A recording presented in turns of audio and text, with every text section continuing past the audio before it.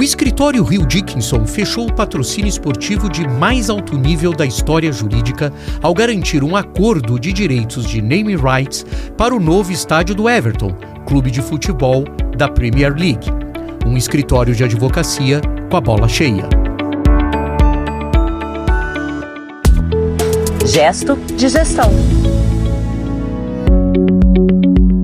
Um narrador famoso de futebol aqui no Brasil ia dizer: alô, ouvintes do Brasil!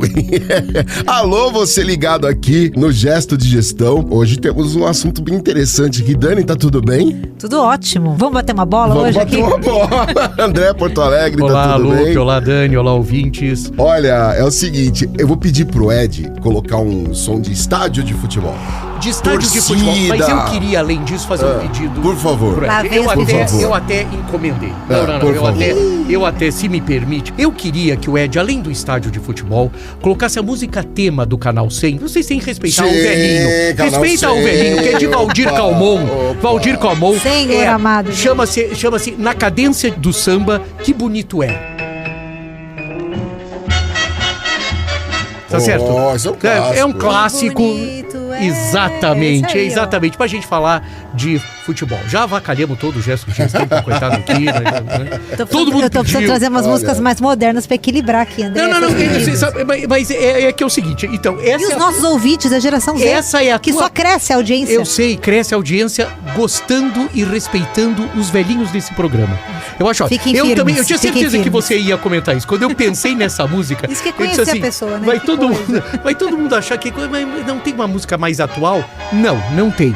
Essa é a que eu tô pedindo. É o dono do programa, gente. Não há o que contestar. Não há o que contestar. Eu sou um homem da minha geração. Não dá pra eu ser de outra. Vai ter que ser dessa. Ô, Lupe, vamos continuar com o programa? Vamos continuar com o programa. Ah, Então, obrigado. Ed, coloca aí o som do estádio. Ela já deve estar de fundo aí. Entramos porque eu vou fazer uma pergunta para André Porto Alegre. É verdade que tem escritório de advocacia patrocinando estádio de futebol na Inglaterra? Pois é verdade. A imprensa britânica especializada, Lupe, em negócios de advocacia, deu especial destaque para o fato do escritório Hill Dickinson, o 35º maior escritório do Reino Unido, tem uma sede em Liverpool, tem 718 advogados e uma receita da ordem de 180 milhões de dólares, se tornar nome do estádio do Everton Football Club. O time foi fundado em 1810 e hoje ocupa a 13ª colocação na Premier League, dizendo que a gente está gravando alguns dias antes, pode ser que ele tenha ou subido ou descido. Mas ele está Dependendo do no humor dia do da torcedor. gravação, ele está na 13ª colocação da Premier League, que já ganhou 9 vezes o campeonato inglês, a Premier League, a última em 86 e 87. Temporada 86-87. E Sean Connell, editor do The Sponsor, que é uma publicação específica sobre patrocínios, mas curiosamente, Lupe, torcedor do Everton, disse à imprensa que o Hill Dickinson aproveitou essa oportunidade única após um choque inicial que provocou uma avalanche de consultas ao Google, Daniele, sobre o que é Hill Dickinson. As pessoas não tinham a Melhor mínima ideia. publicidade. Então, um time conhecido em Liverpool, né? Liverpool, uma cidade que além dos Beatles, Cidade grande, né? né? Grande, né? vive Um dos principais portos. Exato. Né? Antigamente era um dos principais portos isso. onde chegavam ali além de muitas coisas, os discos Isso. que os Beatles costumavam ouvir. Mas vamos lá. E vive o futebol, até por conta Sim. do próprio Liverpool. O Everton é a outra agremiação. E houve disparou a pesquisa de o que é Hill Dickinson. Ele afirmou que essa parceria com Everton, isso o Sean Connell, né, era uma oportunidade perfeita. Connell explicou que, dado o status histórico do clube em Liverpool, as raízes locais do Hill Dickinson, essa é a explicação, Daniele, assim, toda a leitura que se faz é que ele é um time tipicamente de Liverpool com um escritório tipicamente de Liverpool. Então, achei curioso essa coisa. E o fato de ser um novo estádio. estádio, e é verdade mesmo, eu vi até fotos quando estava preparando, fotos do novo estádio, a inauguração é em agosto, ele está bonito. Então, ele fala que foi uma boa decisão comercial para ambos os lados. Reforça as profundas raízes locais entre as fundações do Hill Dixon, em Liverpool, que o tornam inegavelmente o escritório de advocacia do noroeste de Liverpool, solidificando esse relacionamento na região. Eu achei sensacional a explicação do investimento que o Hill Dixon fez num estádio de futebol. Mas vamos lá. Mas agora a gente queria entender a motivação, né, Dani? Exato. A motivação desse... Então, parece ser um pouco em linha com a motivação dos próprios comentários. O Craig Scott, que é o CEO do Hill Dixon, falou que colocar o nosso nome, ele falando, né, abre aspas, colocar o nosso nome no novo estádio do Everton é uma oportunidade única em uma geração. Em uma geração, já colocou isso para longo tempo. Já. Né? Já foi para longe, né? Acreditamos profundamente no que este projeto representa. Uma visão ousada e transformadora para Liverpool e seu futuro. Já vimos que o Greg Scott é um advogado bem otimista. Muito. A publicação The Law Society Gazette publicou, é uma publicação curiosa. Bom, ela é curiosa também, mas ela é especializada em negócios da advocacia no Reino Unido. Publicou que a equipe de marketing do Hill Dixon pode não querer ouvir isso. Mas é difícil, aí vem as críticas, né? Porque toda essa história, tá uma revolução lá em Liverpool, né? Não, mas é muito interessante. Que eles podem não querer ouvir isso. Mas é difícil imaginar um pai pegando a mão do filho e levando ao primeiro jogo do Everton em casa, com as palavras: vamos, garoto, vamos para o Hill Dix. Que é o estádio, né? O novo estádio tem previsão para inaugurar em agosto. Para essa publicação, name rights de estádios são um negócio complicado, em geral. Nomes de uma palavra tendem a se fixar melhor. O Etihad, o Emirates, o Reebok, o JJB, todos esses foram nomes para novos estádios. O que significa que o Hill Dixon tem pelo menos uma chance de se tornar o nome estabelecido. Mudar um nome existente é muito mais difícil, como atesta a experiência da Sports Direct Arena, de Newcastle, que também é conhecida como St. James Park. Ela vai fazendo relações, na realidade, né? A questão, Dani, é que as reações iniciais nas redes sociais, o Hill Dixon Stadium, que é como vai ser chamado, parece um pouco prolixo. Esses são os comentários. E é provável que a maioria dos torcedores do Everton ainda chame o estádio pelos nomes antigos, porque ele foi reconstruído, né? Pouco importando, segundo alguns especialistas, o nome que vai estar do lado de fora. Eu sei que o Hill Dixon não sabia como aparecer na mídia, Dani. Ele resolveu fazer uma coisa... Olha, eu achei uma jogada de mestre se ele for. Imagina se ele trabalhar com direito esportivo, né? Esportivo. Então daí imagina ele tá lá ainda. Imagina só quem vai querer brigar, né, com os jogadores.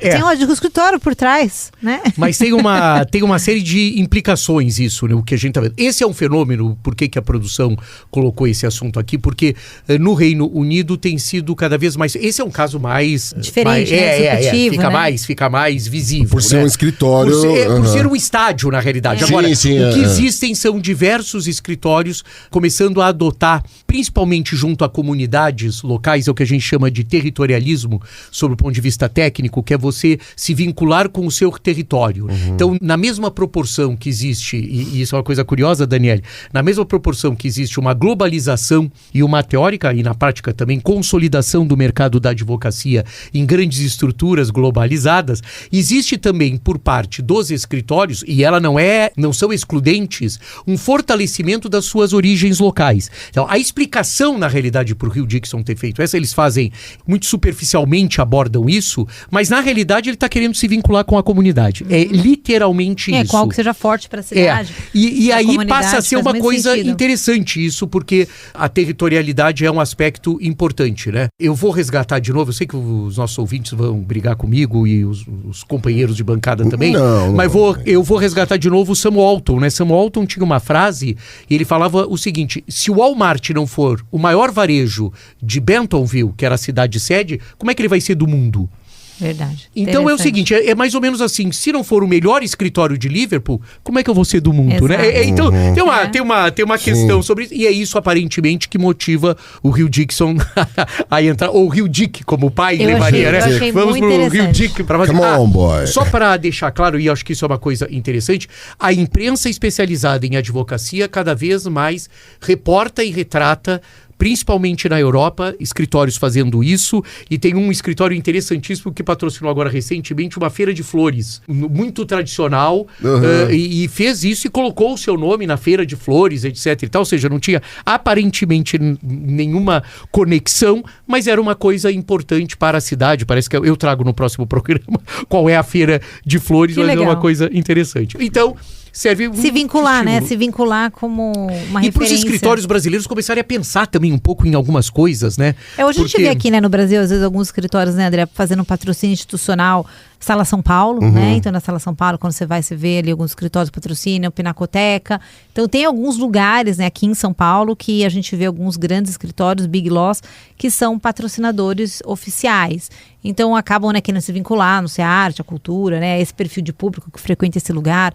Então, não deixa de ser uma estratégia também de posicionamento. No caso deles ali, bastante agressiva, né? Porque, teoricamente, nenhum torcedor do Liverpool vai contratar o Hugh Dixon. Mas não tô falando, eles não estão entendendo o que eu tô falando lá em Liverpool. Não. Esse programa chega no Google pra cá traduzir. Escuta, investimento. Bom, quero que o... É curioso. Quanto custou essa brincadeira, né? Então, só há estimativas. Aí eles fizeram que nem escritor brasileiro, não contaram, né?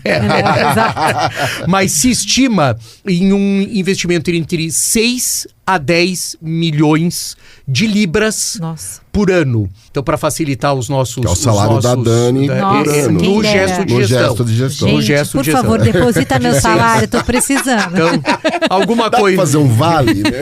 Alguma coisa entre isso é o que está se... Gente, vai ter que ter muito retorno para isso, então, para investimento desse porte. E o que a imprensa está pegando muito é que o lucro do escritório na temporada 23-24 foi da ordem de 57 milhões de libras. Então, é como se ele destinasse quase que 20 a 25%, quer dizer, na parte mais alta, né? Ou alguma coisa bem significativa, de 10 a 20% do seu lucro para isso. Para John Hyde, editor adjunto do Gazette, né, o Hugh Dixon se tornou o escritório de advocacia mais famoso do país, da noite para o dia. Bom, também. Mas isso é um desafio. Patrocinar o estádio divulga o nome e, sem dúvida, oferece oportunidades para clientes em dias de jogos. Essa é uma leitura que se faz sobre a questão do uso institucional, né? Porque se essa for uma arena e tiver shows, etc e tal, teoricamente, existe aqui no Brasil, existem diversas arenas que promovem shows e você acaba indo no estádio. Então, essa pode ser uma questão interessante. Essas arenas são concebidas para isso. Então, só que a gente puxa muito para coisa do Everton, né? Do futebol, mas tem essa questão interessante. Mas investir milhões no projeto parece um pouco arriscado para esse editor. Sem mencionar o afastamento de potenciais clientes, ele fala também. Então, torcedores do Liverpool, né? Mas que não vai ter problema nenhum para as outras questões, né? Então, mas vamos seguir nisso. Dani e André, concordam comigo que futebol desperta paixões, e né? ódios. E aí, como é que fica? A gente, tudo bem que tá distante da gente e tal, mas como é que você vê, André, a relação dos torcedores do Everton, aí especificamente do Everton, com essa novidade? É bem interessante essa tua colocação, porque é bem complicada, assim, a reação dos torcedores foi mista. Muitos consideraram o patrocínio de um escritório de advocacia local decepcionante. Os caras já estavam querendo que fosse o Kirkland & Ellis, né? Exato. Não, o escritório de advocacia não tem boa fama em lugar nenhum, nem no campo. E uma coisa curiosa, Daniela, é que as especulações apontavam para nomes muito maiores, que não se sabia o que era. E muitos dizem que continuarão chamando pelo nome antigo. É o nome de batismo, né? O Braybling. Exatamente. Tem uma outra questão interessante, que não vamos entrar em detalhes aqui, mas é que o nome do escritório, num resumo, ele é uma gíria para falar sobre o órgão sexual masculino, né? Então, alguns torcedores pegaram em inglês. Né? Agora que fiz a relação. Desculpa, eu tô sendo super... Mas é que isso foi divulgado também. Foi falado, uma das críticas é essa. Uma das críticas era essa. Não pegou bem. É que o caboclo, ao invés de chamar de Dixon, chama só de Dick. Então ficou uma coisa assim. Houve também um reconhecimento de que era melhor do que algumas alternativas. Um fã do Everton disse num dos fóruns assim, Daniele, pelo menos não é um estado petrolífero árabe assassino, entre aspas, só tô colocando, né, não quero... Sim. Mas enfim, entrou um pouco nisso, né, então podemos manter, ele falava, esse mesmo torcedor, pelo amor de Deus, manter a superioridade moral, né? Mas ele completava, mas é um pouco Mickey Mouse, não é? Ele mesmo fazia isso. Tem diversas coisas. Tô vendo que não teve sucesso nenhum, tem algum comentário a favor? Problemaço, né? Não, tem coisa assim, para ser justo, um escritório de advocacia do Reino Unido está tecnicamente um passo à frente das empresas de apostas. Nossa. Quer dizer, um terceiro disse, não esperava por isso. Estou feliz por eles serem respeitáveis e não apenas golpistas de criptomoedas. Nossa. Cara, olha como as marcas não se ligam no que... Vamos nessa, deixa eu falar. Alguns questionaram a motivação. Alguns torcedores... Tem diversas coisas, né? Alguns torcedores, Lupe, ficaram assim... Quantas pessoas vão dizer, eu ia procurar aconselhamento jurídico num escritório X, mas depois de ver o Everton empatar em 2-2... As pessoas levaram isso muito na esportiva, até agora. Né? Sim. E o inglês tem um humor ácido, né? Mas tem uma coisa assim, né? Por exemplo, e tem diversas aspas, né? Adoro, é uma empresa séria com compromisso de longo prazo. Então, tem gente que fala isso, né? Mas muitos dizem, não gostamos. Aí tem uma coisa assim, destaca como a sociedade se tornou obcecada por oportunidades econômicas. Isso é uma coisa muito curiosa. Isso está crescendo muito, quer dizer... O fato da gente não ter mais nenhum momento onde a gente pode não ser impactado, não tem nada a ver com o nosso gesto de gestão aqui, mas eu venho percebendo uma crescente crítica sobre isso. Isso também... Tem gente que não tem certeza, mas o bom dessa história toda, sem me alongar demasiadamente, é que aparentemente... Todo mundo teve uma opinião. Não, se eles queriam impactar e causar... Todo mundo teve uma opinião. E causaram. Por que trouxemos isso, Lupe? Primeiro porque é uma informação Sim. de fora, é interessante, mas para colocar aqui o que a Daniele traz sobre a questão dos escritórios cada vez mais, quer dizer, até no nosso último gesto de gestão, no nosso último gesto de inovação, quando a Daniele colocou as 3 ondas que a IA vai impactar, teve uma frase especificamente que motiva até a gente a trazer esse tipo de assunto, é que sobreviverão, então tinha lá as características dos que sobreviverão, né? Os que são altamente especializados, não necessariamente grandes, mas que surfaram numa onda de entender o que estava acontecendo, e a Daniele fala, num texto assim, os que têm marca forte. Então eu acho que o que a gente está falando aqui, tanto da experiência brasileira, que às vezes vai mais por uma questão cultural, que não tem problema nenhum. Claro. A experiência da Feira de Flores, que eu vou trazer, mas que eu achei bastante interessante, que era um ambiente super, né, uma coisa bacana. Como você está construindo a sua marca, né? Exatamente, né? E até a do Rio Dixon, aí, com a questão do Everton tentando trazer a história da cidade, né, etc. E como tendo você está inserido na comunidade, então, acho que é isso que era isso que eu queria trazer como um alerta, porque às vezes a gente fica pensando em tantas formas, né, diferenciadas, ou formas de se diferenciar, né, e tem coisas que são, às vezes, tão simples, né, às vezes, uma feira de flores... Exato, naquela comunidade faz total diferença.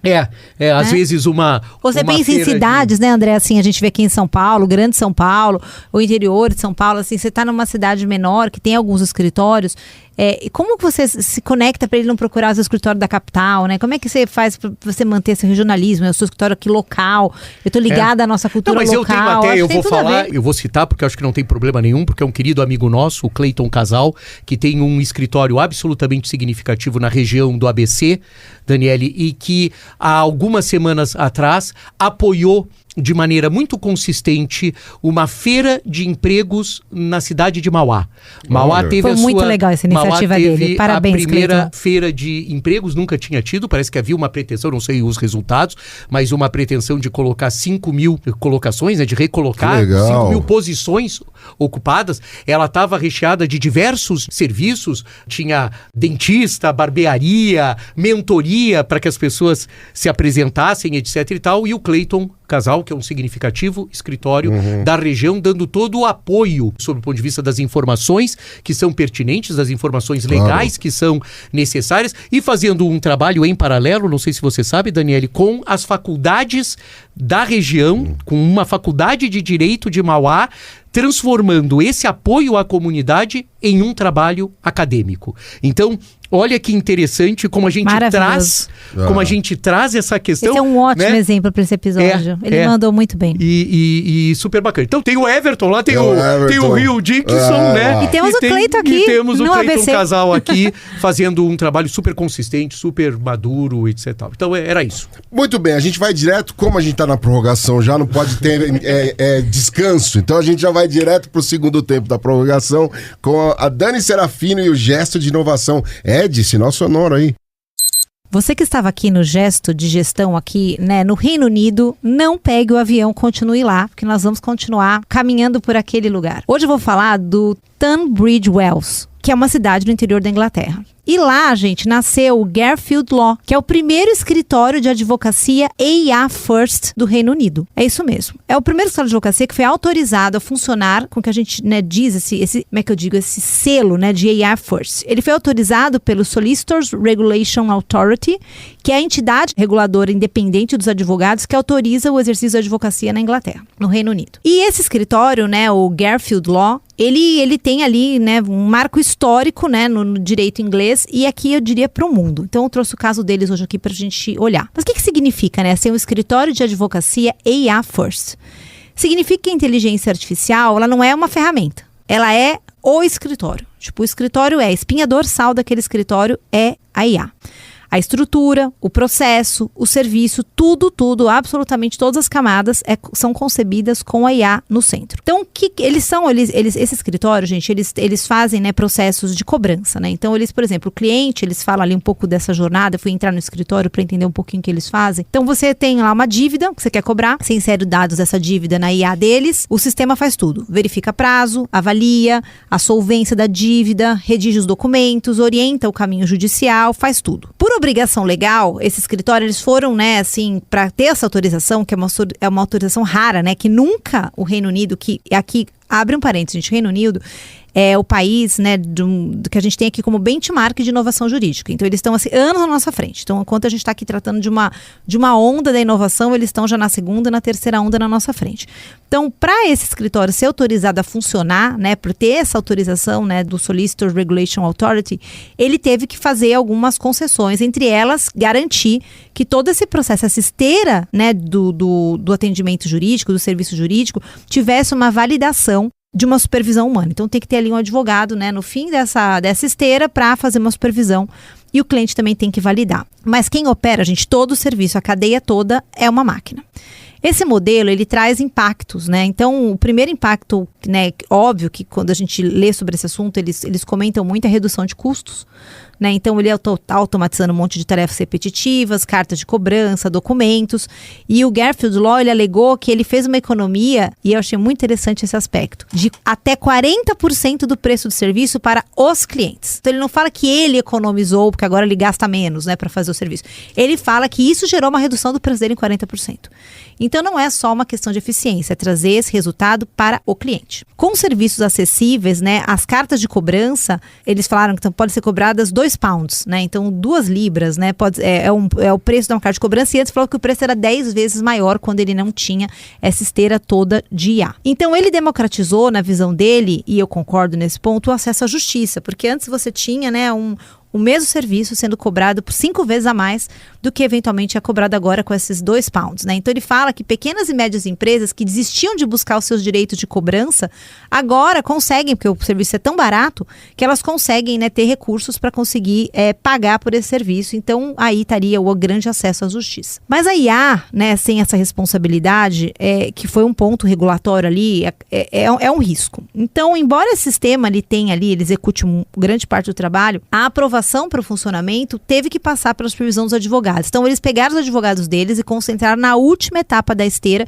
que é quando está tudo pronto, eles fazem uma revisão humana do que a ferramenta fez. Então, isso eles estariam falando que estaria ajudando a evitar as alucinações, documentos que podem ter sido lidos de maneira errada, toda essa jornada. Então, a aprovação do Garfield Law pela SRA, né, que é o órgão regulatório lá em inglês, ela abre esse precedente regulatório que eu acho que aqui é inédito e é um marco, que a gente precisa comentar disso aqui no GE de Inovação. Mostrar que é possível a gente criar modelos inovadores, seguros e tendo, né, uma preocupação ética no final. E que outras jurisdições, eu acredito que vão seguir esse caminho. A gente vai querer ver escritórios AI First. E é curioso, né, que falamos tanto sobre inovação incremental o tempo todo, melhorar o fluxo que já existe, mas a gente está aqui diante de um caso prático, real, existente, aprovado no âmbito regulatório de uma inovação radical. É um novo modelo de negócio, gente, um jeito novo de advogar. Um passo que coloca em xeque a própria identidade da profissão. Enquanto muitos ainda discutem se a IA deve ser usada com cautela ou não, o Garfield Law em inglês mostra que a pergunta certa talvez não seja se a gente deve usar, mas como devemos reconstruir a advocacia. E esse pode ser um dos caminhos para a gente caminhar aí, como a gente comentou no episódio, né, passado 106, na nova onda da IA, onde a IA vai estar no centro. No Brasil, a gente ainda acha ousado um chatbot que envia um lembrete de prazo, né? Então a gente está discutindo ainda se isso é possível ou não na advocacia. Mas lá fora, há quem já esteja escrevendo uma nova página da profissão jurídica. Será que a gente está pronto para reimaginar escritórios onde o papel principal não é mais do advogado, mas da arquitetura algorítmica que ele vai ajudar a desenhar? Acho que aí fica para nossa reflexão. Tô começando a ficar com medo desses boletins da Dani. Ela vai transformar nós dois em IA, cara. Você vai ver. E toda vez que você fala isso, todo mundo vai checar se a gente existe. Vai se a gente existe mesmo. Por isso que a gente não vai aparecer, não vai fazer em vídeo. Gente, muito obrigado pela sua companhia até aqui. Obrigado, Dani Serafino, sempre trazendo insights que faz o nosso cabeção ficar bem gordo. Obrigado, André. Estaremos de volta daqui a 15 dias. Apesar de eu achar que a gente deveria estar aqui toda semana, mas tudo bem. Em vídeo, não sei, uma discussão. Vamos fazer uma enquete. Aliás, para falar, pra gente terminar, a verdade, enquete. Se você tiver uma pergunta para fazer pra gente, qualquer coisa, pode fazer aí através do Spotify. Escreve aí a sua pergunta, se identifica, manda pra gente, ou um elogio, qualquer coisa, uma crítica também, ou até dá um naming rights aqui pro nosso sugestão. É isso, Aline Nascimento, obrigado aí pelo suporte aqui no áudio, Ed Chaves fazendo toda a plástica e também a Compasso Collab que nos permite gravar e coloca no ar pra gente esse nosso gesto de gestão. Até a próxima. Gesto de Gestão.